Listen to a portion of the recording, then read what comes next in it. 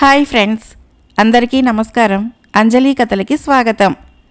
విషకన్య జానపద నవల 53వ భాగం విందాం.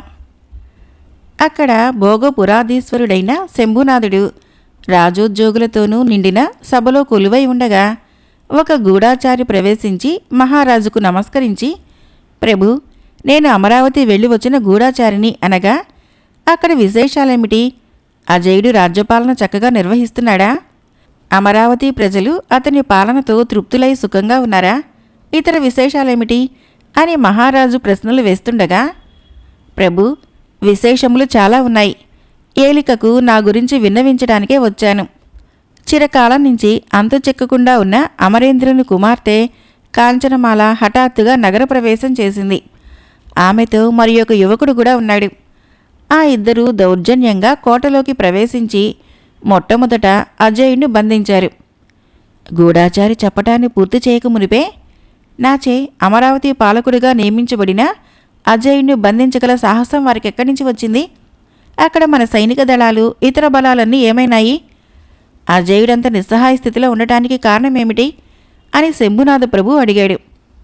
మహారాజా, యువరాణి కాంచనమాల చేత బంధితుడైన అజయుని సహాయార్థము ఒక్క సైనికుడు, ఒక్క పరిచారకుడైనా రాలేదట. దీనిని బట్టి అజయుని పరిపాలన అక్కడ వారికి కష్టంగా ఉందనుకోవాలా? అంతేగాక మహారాజా, అజయుడు అంతకుముందే అమరేంద్రుని కొలువులో దండనాయకుడిగా ఉండిన వీరసింహుణ్ణి ఖైదు చేయించాడని, వీరనారి కాంచనమాల అజయుని బంధించిన వెంటనే దండనాయకుడిని విడిపించిందని తెలిసింది. అజయుడు వీరసింహుణ్ణి ఖైదు చేయడానికి గల కారణమేమిటి? ఆ కారణం ఇంకా తెలుసుకోవటానికి కాల వ్యవధి జరిగేటట్లుగా తోచింది. ముందుగా ఈ విషయాల్ని తెలిసినంతవరకు ప్రభువులకు విన్నవించాలన్న తొందరలో వచ్చేశాను. నువ్వు తెలుసుకుని వచ్చిన విశేషాలు ఇంతేనా? యువరాణి కాంచనమాలని చూడటంతోనే అక్కడి సైనిక, ఉద్యోగ, పరిచారికాది సర్వప్రముఖులు ఆమెకు దాసులై మొక్కులిడుతూ ఆమెనొక దేవతామూర్తిగా శ్లాఘించుతూ ఆమె ఆజ్ఞలని శిరసావహించడం మొదలుపెట్టారట. అందుకామె మంచితనం కూడా కారణం కావచ్చును. ప్రభు, మరొక ముఖ్య విశేషం. ఏమిటది? మన అజయాధికారి రాణివాసంలో ఎవరొక స్త్రీని హత్య చేశాడని, అందువలనే యువరాణి అతడిని బంధించిందని నగరంలో చాలా ఆందోళనగా చెప్పుకుంటున్నారు. అజయుడు హత్య చేయటమా? నా అనుమతి లేకుండా, నాకు తెలియచేయకుండా అతడు అమరావతిలో ఎవరిపై గాని, ఏ సందర్భంలో గాని దండన చర్యలు తీసుకోకూడదనే నా శాసనాన్ని అతడు మరిచాడా అని శంభునాథుడు ఆశ్చర్యపడుతున్న సమయంలో, ప్రభు, ప్రస్తుతం అమరావతి నుంచి నేను తెలుసుకున్న విశేషాలు ఇంతే.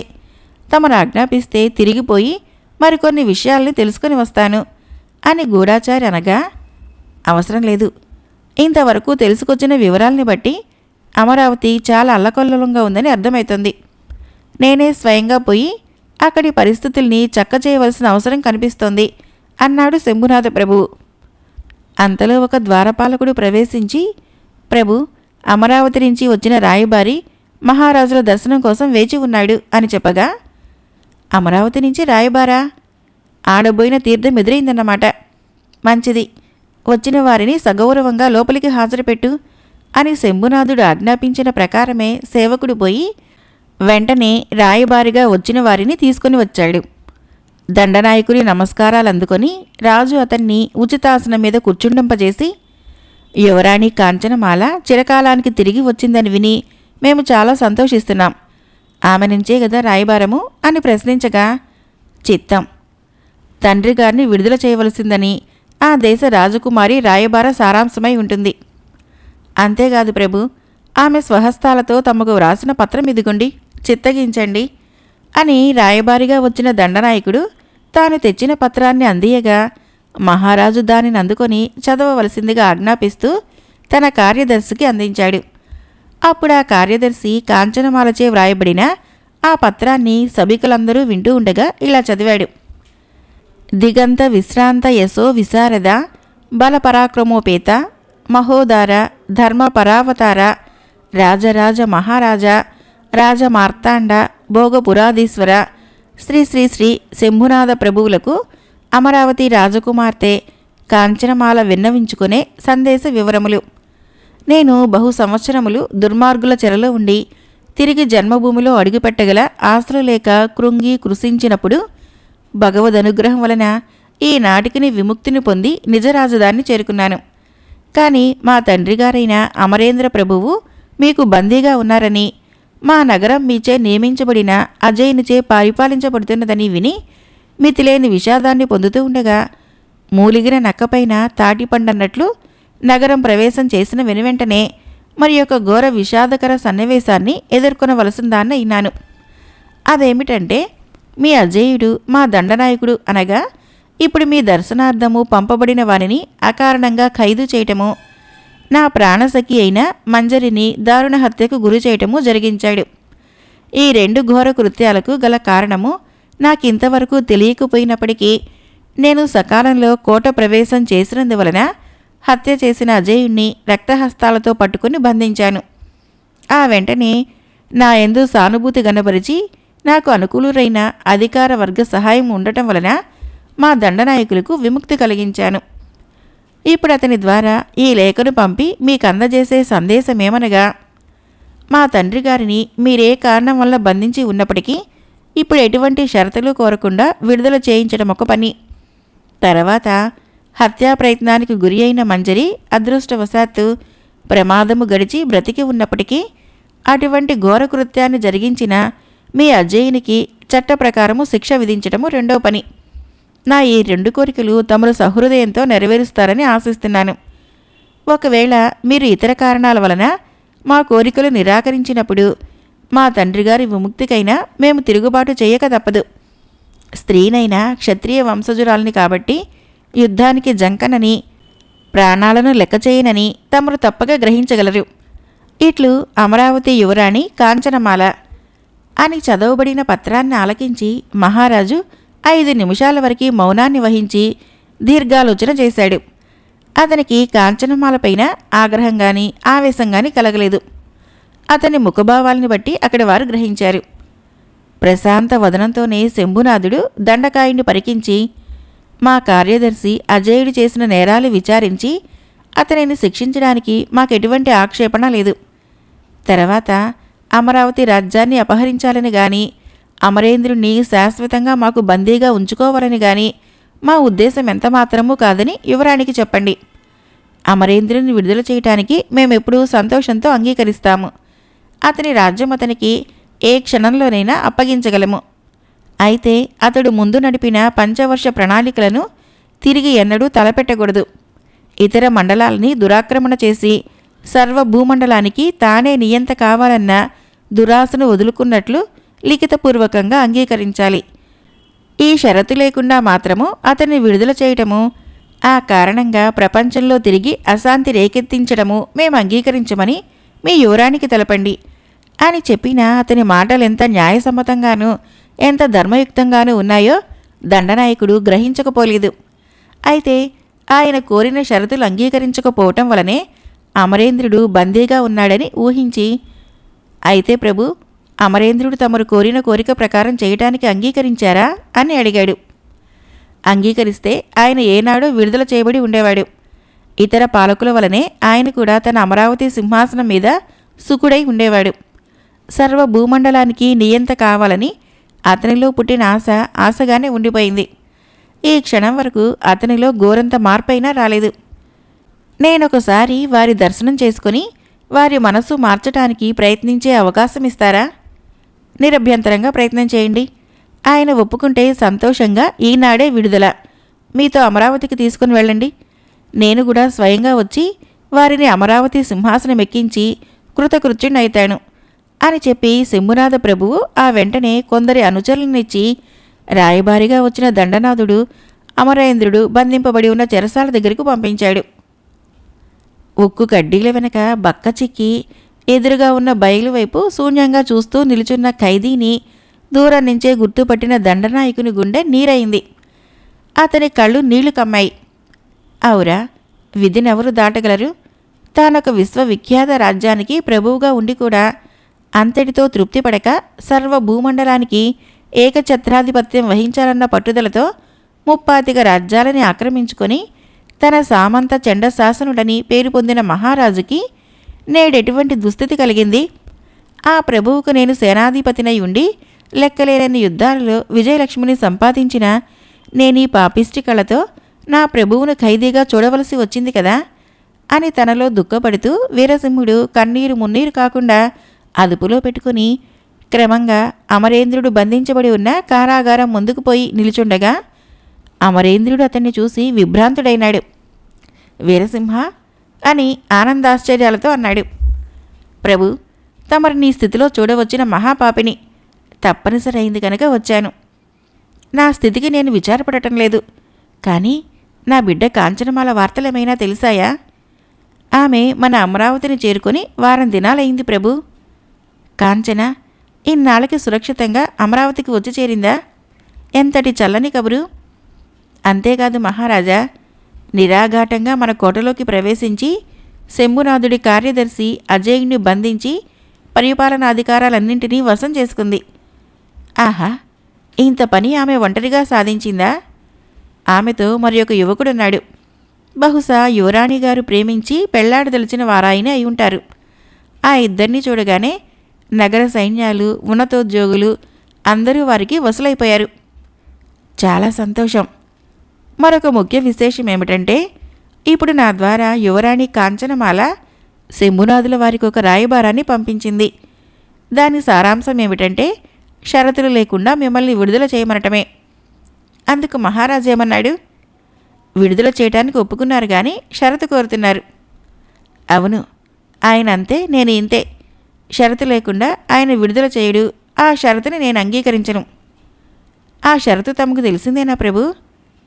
ఎందుకు తెలీదు? ఆయన అనేక పర్యాయాలు ఈ కారాగార గృహానికి వచ్చి తన షరతును అంగీకరించవలసిందని బ్రతిమలాడాడు. తమరు పంచవర్ష ప్రణాళికను రద్దు చేసుకుని అన్యరాజ్యములని ఆక్రమించడానికి యుద్ధ ప్రకటన చేయకూడదనే షరతు. అంతే కదా ప్రభు? అందుకు అంగీకరించినందువలన మీకొచ్చిన నష్టమేముంది?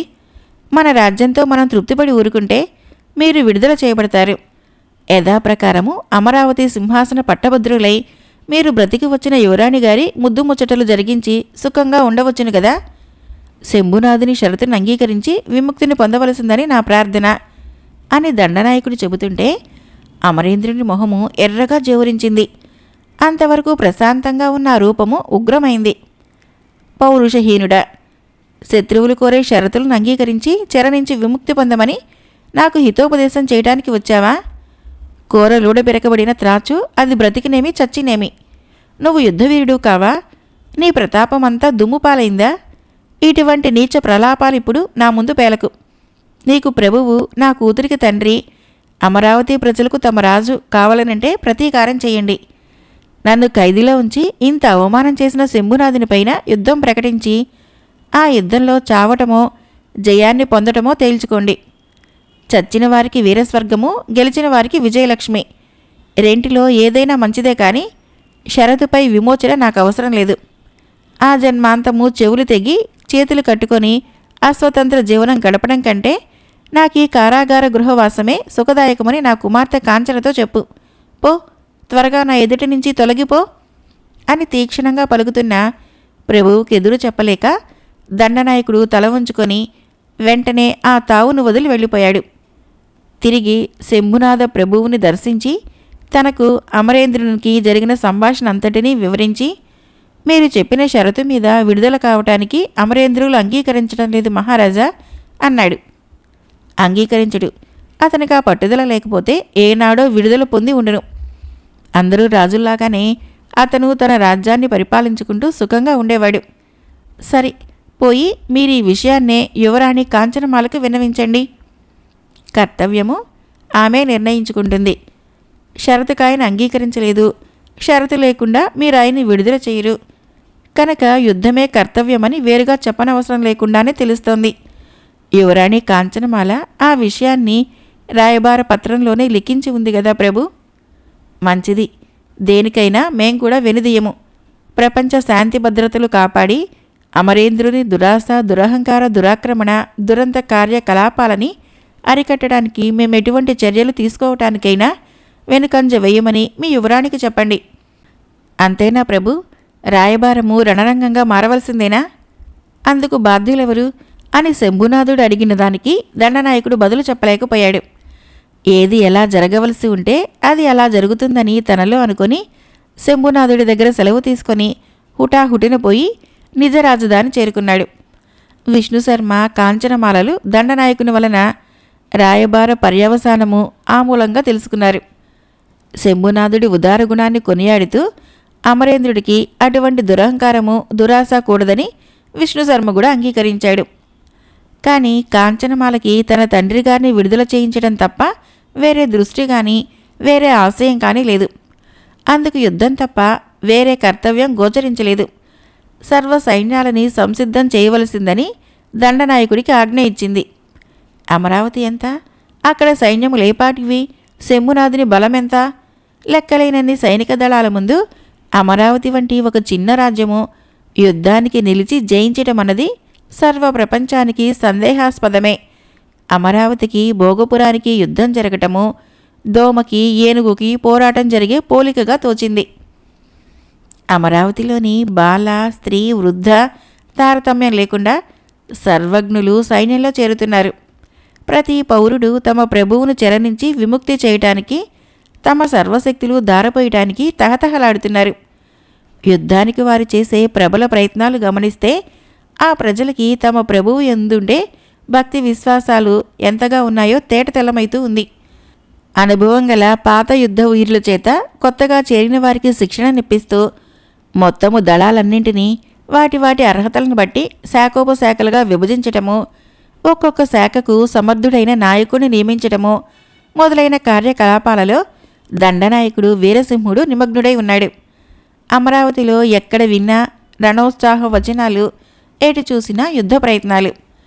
కానీ యువరాణి కాంచనమాల మాత్రము వికల చిత్తురాలై ఒంటరిపాటున అంతఃపుర ఉద్యానవనంలో ఉండగా ఆమె కొరకు ఎక్కడెక్కడో వెతికి కనిపించకపోవటం వలన విష్ణుశర్మ కూడా అక్కడికే వచ్చి ఆమె దాపులో చేరి ఆమె ముఖ లక్షణాల్ని పరిశీలించి ఆమె విషాద కారణాన్ని తెలుసుకోవాలన్న తలంపుతో, ప్రేయసి, నీ ఆజ్ఞల ప్రకారము సర్వతోముఖమైన యుద్ధ ప్రయత్నాలు తీవ్రంగా జరుగుతున్నాయి. దండనాయకుడు అహర్నిశలు ఆ పనిలోనే నిమగ్నుడై ఉన్నాడు. సర్వజనాలు కూడా పూర్తిగా సహకరిస్తున్నారు. నీకిక దిగులు ఎందుకు అని అతడు ఆదుర్దాగా ఏమో అడుగుతున్నాడని గాని ఆ మాటల్ని ఆమె ఆలకించినట్లు లేదు. ఆమె అన్యమనస్కురాలై ఉందని గ్రహించిన అతడు తిరిగి, దేవి, మనస్సు అన్యదా లగ్నమై ఉన్నదా అన్న మీదట ఆమె అతని ముఖంలోకి చూస్తూ, మనం మొదటిసారి ఈ ఉద్యానవనంలోనే కలుసుకున్నాము, జ్ఞాపకం ఉందా అని అడిగింది. ఎందుకు జ్ఞాపకం లేదు? నేను మీ తండ్రి గారి కొలువులో ఉద్యోగానికి వెళ్ళి ఆయనచే అవమానించబడి దుఃఖపూరిత మనస్కుడినై తిరిగిపోతూ ఉండగా నీ దివ్య దర్శనమైంది. ఆనాటి మన కలయిక శాశ్వతంగా నిలిచినందుకు సంతోషమే గాని ఈనాటి వరకు మన కిడుములు తప్పలేదు. ఏ దుర్ముహూర్తాన కలుసుకున్నామో ఒక కష్టం తర్వాత మరి ఒక కష్టం, ఒక్క క్షణమైనా ఇద్దరం కలిసి ఆనందాన్ని అనుభవించింది లేదు. అందుని గురించి ఆలోచిస్తున్నాను. అయింది కాగా తలవని తలంపుగా ఇప్పుడు తిరిగి ఈ యుద్ధ ప్రయత్నం ఒకటి వచ్చింది. లేకుంటే మన ఆనందానికి ఏం కొరవా? ఇప్పుడు ఈ యుద్ధంలో చావో బ్రతుకో, జయమో అపజయమో. నీకటువంటి సందేహాలు ఎందుకు కలగాలి కాంచన? భోగపుర సామ్రాజ్యము సామాన్యమైనది కాదు. శంభునాథ ప్రభువు కూడా తక్కువైనవాడు కాదు. ఒకప్పుడు లెక్కలేనన్ని అమరావతి సైన్యాలన్నింటినీ ఓడించి మా తండ్రి గారిని బందీగా కొనిపోయిన ఆ బలవంతునితో ఇప్పుడు మనం పోరవలసి ఉంది. అంతేగాక మా నాయనగారి కాలంలో ఉన్నన్ని బలాలు కానీ ఆయుధ సామాగ్రి కానీ మనకిప్పుడు లేవు. వాటిని వృద్ధి చేయటానికి దండనాయకుడు అవసరమైన ప్రయత్నాలు సాగిస్తున్నాడు కదా. ఎంత ప్రయత్నించినా మునుపటి స్థితి ఇప్పటికి రాదు. అందుకని కన్నతండ్రిని శాశ్వతంగా చెరసాల పాలు చేసి ఊరుకోవటానికి ఏ కన్న కూతురికి మనసు అంగీకరిస్తుంది? నిజమే. దండనాయకుడు దర్శించటానికి వెళ్ళినప్పుడు ఆయన అన్న ఒక్కొక్క మాట ఒక్కొక్క వాడి బల్లమై నా హృదయంలో నాటుకుంది. శత్రువులు పెట్టిన షరతులకు లొంగి విముక్తిని పొందటం కంటే శాశ్వతంగా ఈ చెరసాలలో ఉండటమే నాకు ఆనందము అన్నారట. నా కూతురికి తండ్రి, నా ప్రజలకు ప్రభువు కావాలనంటే యుద్ధం చేయండి, శత్రువులను జయించండి, లేదా యుద్ధంలో చావండి అని ఆయన పంపిన సందేశము నా రక్తాన్ని ఇంకా ఉడుకులెత్తిస్తుంది. మహారాజుల మనస్తత్వం తెలిసి ఉండి కూడా రాయబారాన్ని కొనిపోయిన దండనాయకుడు కూడా వీరోచిత వచనాలు విని తల వంచుకోవలసిన వాడైనాడు. తిరిగి వచ్చిన మరుక్షణం నుంచి ఆ సేనాపతి నా సంప్రదింపుకు ముందే యుద్ధ సన్నద్ధుడై సర్వసన్నాహాలు జరిగిస్తున్నాడు. ఎటు చూసినా ఈ యుద్ధం అనివార్యమే అయింది. కానీ ఇప్పుడు అందుని గురించి విచారించి ప్రయోజనం లేదు. శక్తి వంచన లేకుండా ప్రాణాలకు తెగించి యుద్ధం చేయటము, తత్ఫలితంగా మీ నాన్నగారు చెప్పినట్ల రణరంగంలో చావటమో విజయం పొందటమో జరగాలి. కాలం ప్రతికూలించి ఒకవేళ రణరంగంలో మనమిద్దరము చచ్చిపోవటమే తటస్థిస్తే మరో జన్మలోనైనా భార్యాభర్తలమై కలుసుకుందాము. నీ వల్ల నుంచి అటువంటి చల్లని మాట వినటానికే ఇంతవరకు నేను ఉన్నాను. ఇప్పుడిక చచ్చినా బ్రతికినా నా హృదయానికి పరిపూర్ణమైన శాంతి అని కాంచనమాల అతని చేతినందుకొని తన హృదయానికి హత్తుకొనబోతూ ఉండగా ఆ తోటలో అడుగుల ధ్వని వినిపించటం వలన ఆమె ఉలిక్కిపడి వెనక్కి తిరిగి చూడగా మంజరి కనిపించింది. ఆమెను చూడగానే కాంచనమాల, విష్ణు శర్మలు పకాల నవ్వారు. ప్రేయసి ప్రియులు ఏకాంతంగా ఉన్నారు కాబోలుననుకొని మంజరి అడుగులు వెనక్కి వేస్తుంటే, వచ్చిన దాని వెలాగా రానే వచ్చావు, వెనక్కు మళ్ళటం ఎందుకు, రావే అని కాంచనమాల హెచ్చరించిన మీదట మంజరి మెల్లమెల్లగా దగ్గరికి వచ్చి, అవసర కార్యముండి వచ్చాను దేవి అంది. ఏమిటి అవసర కార్యము? అజేయుడు కారాగారం నుంచి దండనాయకునికి ఒక వార్త పంపాడు. సిగ్గులేనివాడు ఏమని వార్త పంపాడు? ఎవరిచే పంపాడు? అక్కడ కావలి ఉండే ఒక రక్షక భటుని బ్రతిమలాడుకుని అతని ద్వారా ఆ వార్తను పంపాడట. ఏమిటా వార్త? చేసిన తప్పుకు వ్రాతమూలకంగా క్షమాపణ ఇస్తాడట, కరుణించి వదిలిపెట్టాలట. అందుకు దండనాయకుడు ఏమన్నాడు? అటువంటి వార్తలు తెచ్చిన వారిని దండిస్తానని అక్కడ ఉండే సిబ్బందికంతటికీ హెచ్చరిక చేశాడు. అంతేగాక ఇక ముందెప్పుడు అటువంటి కోరికలు కోరవద్దని, యువరాణి కనికరించడం వలనే ఇంకా బ్రతికి ఉండటమైనదని, లేకుంటే అజయుడి పాటికి చిత్రవద చేయబడి ఉండేవాడని మన దండనాయకుడే స్వయంగా వెళ్ళి వాడికి చెప్పాడు. బాగుంది కదా, ఇంకేముంది? జరిగిన దానిని గురించి తమ అభిప్రాయాన్ని అడిగి తెలుసుకుని రావాల్సిందని దండనాయకుడు నన్ను మీ దగ్గరికి పంపాడు. అతను చేసింది దివ్యంగా ఉందని నేను అన్నట్లు చెప్పుపో. తర్వాత ఇంకొక విషయం ఏమిటంటే, సేనాపతి సర్వ సైన్యాలని అష్టశాఖలుగా విభజించాడు. మొదటి 4 శాఖలకు తాను నాయకుడై ఎల్లుండి సూర్యోదయ సమయంలో భోగు పురాభిముఖంగా సైన్యాల్ని నడపటానికిని, మిగిలిన 4 శాఖలతో మీ ఉభయులు కోటను సంరక్షిస్తూ ఉండటానికిని అతని ఏర్పాటుగా మీకు తెలియచెప్పమన్నాడు అని మంజరి చెప్పగా, అందుని గురించి నేను అతనితో స్వయంగా మాట్లాడతానని చెప్పు అన్నాడు విష్ణుశర్మ. తర్వాత మంజరికి ఇక చెప్పవలసిందేమీ లేకపోవటం వలన ఆమె వారి దగ్గర సెలవు తీసుకుని వెళ్ళిపోయింది. విషకన్య జానపద నవల 53వ భాగం సమాప్తం. ఫ్రెండ్స్, నా కథలు నచ్చినట్లయితే మన ఛానల్ని తప్పకుండా సబ్స్క్రైబ్ చేయండి, లైక్ చేయండి, షేర్ చేయండి, కామెంట్ చేయండి. Thank you.